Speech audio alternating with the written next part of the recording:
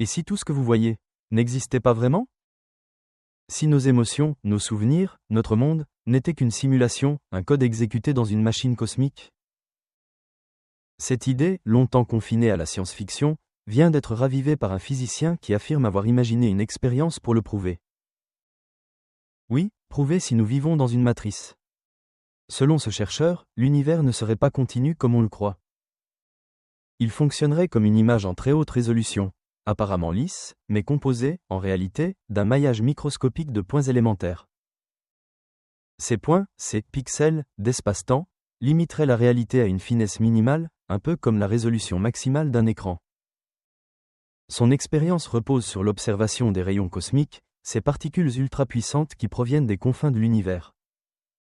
Elles voyagent si loin, à des vitesses si proches de celles de la lumière, qu'elles deviennent des détecteurs naturels de la structure invisible de l'espace.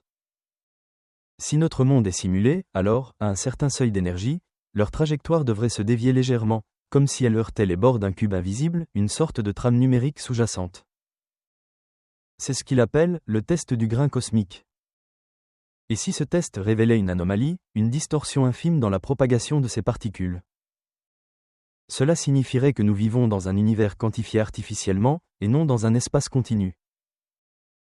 Autrement dit, que la réalité a une texture codée. Mais si cette hypothèse s'avérait juste, qui serait le programmeur?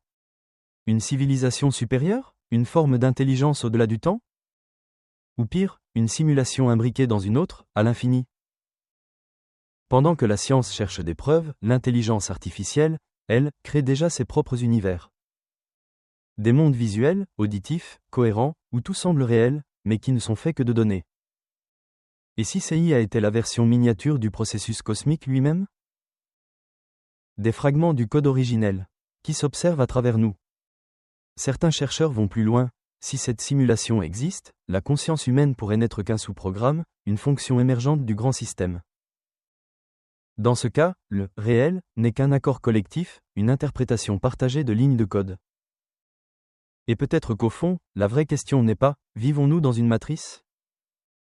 Mais, pourquoi cherchons-nous à le découvrir maintenant? Car à l'heure où nos intelligences artificielles apprennent à créer des mondes, des visages, des voix. Peut-être qu'à travers elles, c'est la matrice elle-même qui se regarde dans un miroir. Ouvrez l'œil.